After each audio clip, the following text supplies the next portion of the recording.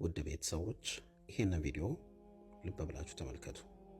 ይህች እናት በአንድ ትምህርት ቤት ውስጥ እንግዲህ የጽዳት ሰራተኛ ናት እና ያው ስራዋን እየከወነች ባለችበት ሰዓት የአንድ ክፍል መምህር የጽዳት መሳሪያዎቿን አንድ ቦታ ላይ እንድታስቀምጥ አድርጋ በክፍሏ ጋብዛ በተማሪዎች ፊት አንድ ነገር ልታደርግ ነው። ተመልከቱ። መጀመሪያ ይህች እናት ምንድነው ያደረገችው? እንመልከት። መምህሯ ለዚህች እናት ክብር ስትል አይኗን በጨርቅ ታስረና ወንበሯ ላይ እሷ የምትቀመጥበት ቦታ ላይ ምን አይነት እናት የወለደቻት ናት መምህሯ። ይህችን እናት የእሷ ወንበር ላይ እንድትቀመጥ አድርጋ ለተማሪዎች እንግዲህ ያላቸውን አለኝ የሚሉትን ጣፋጮች የኔ የሚሉትን ነገር ያው ስጦታ በጠዋት ነው ያስተማረቻቸው። ለሰዎች በጎ መዋልን ትልቅ ትምህርት ነው። በቃ በጣም ትልቅ የሆነ ትምህርት ነው። በቃ የትምህርት ክፍለ ጊዜ ነው። ይህችን እናት ማስደሰት፣ ሰርፕራይዝ ማድረግ፣ አይኗን በጨርቅ አስራ ይህ ሁሉ ስጦታ ተማሪዎች የኔ የሚሉትን ነገር እንግዲህ ህፃናቶች አስቡ። ለነሱ ትልቁ ነገር ይሄ ነው። ቤተሰቦቻቸው ያደረጉላቸውን ነገር መልሰው ለሌላ ሰው መስጠት ማለት ነው። ቸርነት፣ መልካምነት። ተመልከቱ። ይህች እናት ልትደሰት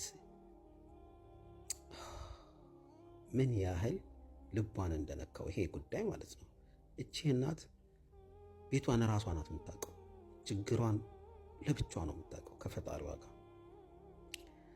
በእነዚህ ተማሪዎች የተደረገላት ነገር ህፃናቶች እኮ ናቸው። የእሷን ታሪክ አይቀይረውም። የእሷን ቤት የሆነ የዛሬ ችግሯን ማለት ያሁን ወደ ቤት ስትሄድ ህፃናቶች ልጆች ሊኖሯት ይችላል። የእነሱን ነገር ነው ሊቀርፍ የሚችለው። የእሷን ታሪክ አይቀይረውም።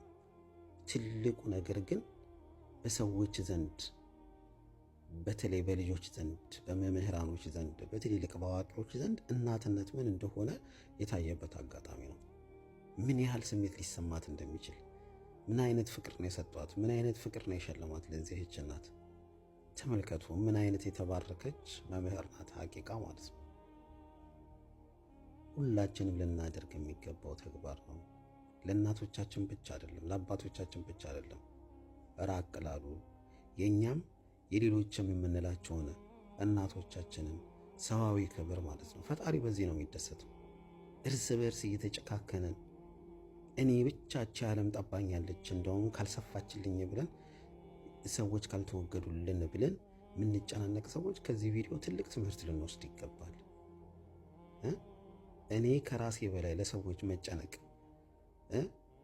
ምን አገባኝ ብለው ለሚሉ ሰዎች ለሰው መጨነቅ እንዲህ አይነት ስሜት አለው። ለሰዎች ማሰብ እንዲህ አይነት ነገርን ያመጣል። ለዓለም ሰላም፣ ለዓለም መረጋጋት፣ አሁን ላለንበት ጭንቅ መፍቻ ቁልፉ እንዲህ ለሰዎች በምናደርገው በጎነት ነውና እኔ እዚህ ሀገር ስመጣ በጣም ተቸግሬ ነበረ።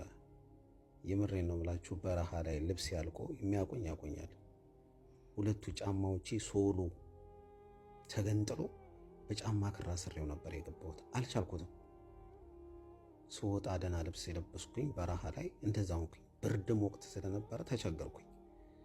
አንድ ሰው ነው ይህን ሀገር ብርዱን አትችለውም ብሎ ቡቲክ ወስዶ ከውስጥ የሚለበሱ ልብሶች እንዲሁም ደግሞ ዋና ዋና ልብሶች፣ ጫማዎች ገዝቶ ሱብሃንአላህ ያንን ችግር እንዳልፍ ያደረገኝ ማለት ነው። በጣም ገርሞኝ ነበረ። ቤት ወስዶ ከልጆቹ ከባለቤቱ ጋር አስተዋውቁ እንደ ቤተሰብ ያደረገኝ ማለት ነው። ዛሬ እንዲህ ቁጭ ብዬ ቪዲዮ እንድሰራ ምክንያት የሆነኝ ሰው ማለት ነው። አያቀኝም። በድጋሚ ትላንትና ይህን ቪዲዮ ከመስራቴ በፊት የዚሁ ህንፃ